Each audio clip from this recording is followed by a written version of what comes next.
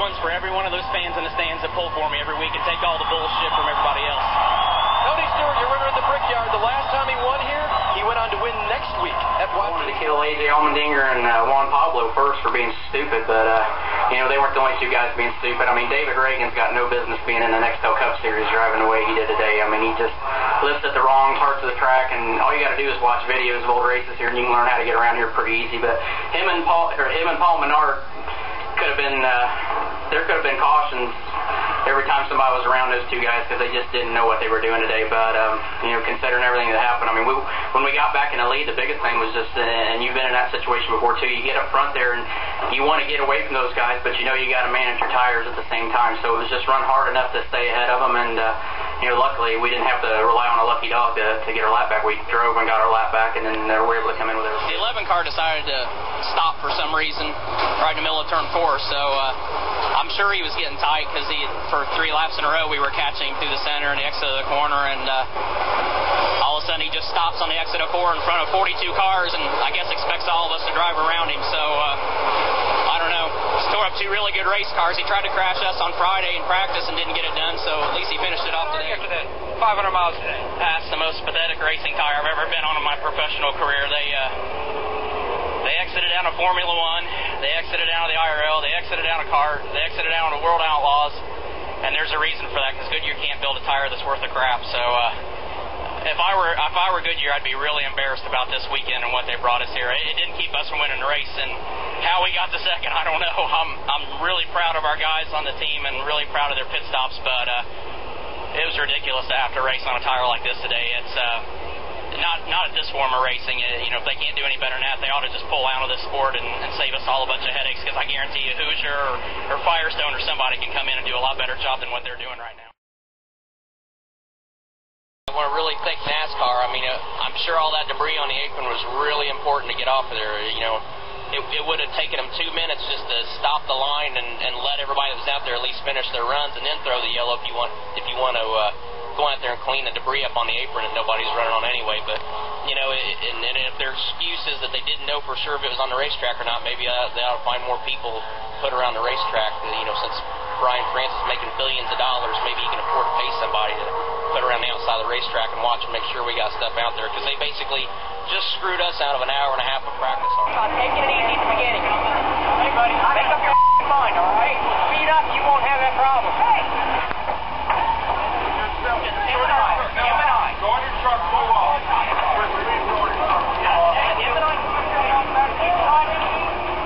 Why? I can't help it, Jeff. They got it on purpose. Your mind, what you want to do. You know what? You're going to do it, I'm going to do it. Well, I'll slam you straight in the wall the next time you're anywhere near me. The first one you hit me in the wall, you better get your then what'd you do? What'd you just do? Just do to me. Well, we're here with Tony. All right, Tony, your perspective, what happened? The kid's an idiot. He won one Busch race, and he's a Cup driver now. He's done stupid stuff all year. You know, he took us out at Talladega twice in a half a lap and kept us from finishing the race. And we're just following him in practice. I mean, I'm on sticker tires, and you know, I'm just going to follow him into one. He was going in on the high side, so it wasn't like he was erratic on where he was going. But he never points down to the inside, and just all of a sudden checks up and just destroys the right front of our cars. So I'm just really curious what that idiot's thinking down there. I mean, I don't think he even knows what he's thinking. He doesn't do very many smart things out there. He wrecked Casey at Vegas, and he just is proceeding to be in everybody's way every week. So just kind of curious on why he thought he had to destroy the right front of our car today in practice in happy hour. You know, I think the big... What's going on in here? Hey, Tony Stewart, come here, Tony. Get out of here. Stewart, you got to practice. We got him in trouble. Stewart, I'm on. We can let him go. I'm going to call your ass. Okay, tomorrow. Let him go. You happy bastard. Stewart. Oh my God. Let him go. I knew as soon as I said something I know, I was going to get stuck in here. Exactly. No, it's not that I don't want to be here, but I haven't even debriefed my Cup car yet. It's big just for you to stop by and bless this radio show. No, he knows better than that, Wallace. I only come in here because good-looking the girl. listeners can't see, and she flashes me every time I come in here. Stewart will nab your ass tomorrow for you. No, let the guy have a life. Why is it always got to be about mine? Dude, look at it. Is it shaved or At least hairy? my back's not as hairy as it was. Congrats on Prelude to the Dream. Very cool to see that again. And you're going to be a part of that, Mr. Kenny Wallace. Yeah. Look at Arnie. Arnie's I'm getting yelled at. Go, go, go. I go. Nice chatting with you guys. Yeah. Nice long conversation. Guys had to work hard. I had to work 2 days in a row because, 10 days in a row is a long week for John Andretti. He starts running out of talent after the third day. So it was my fault. I knew better than to be around him. I mean, he wrecks a lot, and I talked to him in driver reductions. I said, stay away from my car, and he still thinks he hadn't done anything wrong. So 2 days in a row he's run us around the racetrack, but you know guys that trust, and you know guys that you don't trust, and that's why Petty's fired him, and that's why we're here with our Home Depot Monte Carlo. Those guys are working hard, and they've had to work. Both the motor department and the fab shop guys, they've had to really bust their butts this weekend. I mean, John's tried to tear our car up, and then, the motor department's tried to get the speed back in it. So, we got an awesome race team. Those guys have done a great job, and, I talked to Dale Jr. We're back on our same plan we always are here, so don't be surprised to see the 8 and 20 hooked up together again. Out there, it's frustrating because the gold and blue down there are the cause of another deal, so I'm ticked right now. I'm not happy, I'm not cordial, I'm not nice, I'm not anything right now, and I shouldn't be. Yeah, and I certainly understand Tony's frustration. He's a car owner now. He had 2 cars involved in the same incident. Don't get them anywhere near me. Don't bring them anywhere close. Don't let them come close. I don't want anything. If anything goes wrong and I'm around it at all, it's going to be my fault. Especially if Carl Edwards or Clint Boyer's around it.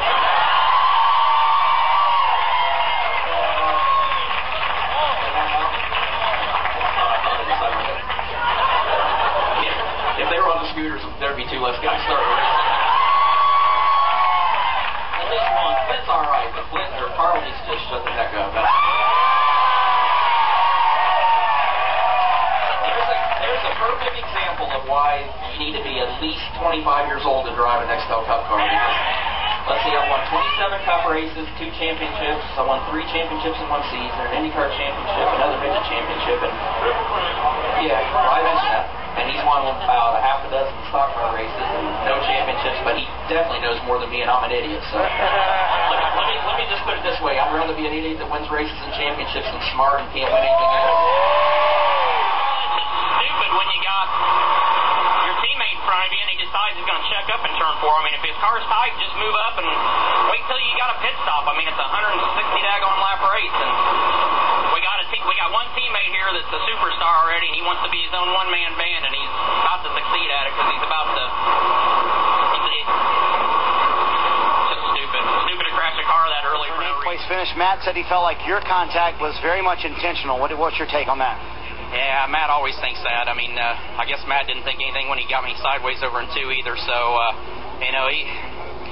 he should have thought about that first. I mean, he got back what he started in the first place. So, and I got penalized for it. I mean, they didn't penalize him when he turned me sideways over there. So, he should have been smart enough to know not to be tucking down on guys' doors in the first 20 laps of a 200-lap race at Daytona. So, I mean, he has no room to complain. He started the whole thing, and I finished it. We don't really know what caused this spin with Tony Stewart. It may have been that tire or not, but he sure does look frustrated here. Very angry Tony Stewart in the car, and a lot of frustration. Word is he may have had some contact from another car. The incident that forcing you to a backup as well as your teammate Ryan Newman again. Goodyear right rear tire. So same thing everybody's been talking about all week. Same stuff that we always talk about every year, the failures that Goodyear have. So I think that's part of their marketing campaign is, the more we talk about it, the more press they get. But I think they forget that it's supposed to be in a good way, not a bad way.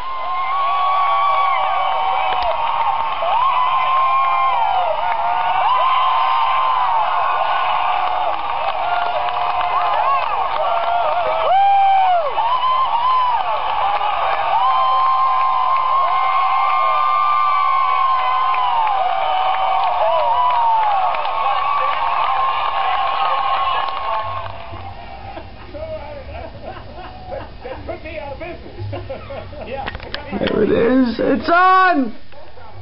If they talk right thing about them racing. This year, but I believe the guys here and gals here record Bristol. It's a new record. Yeah, do this and don't do that. That's right.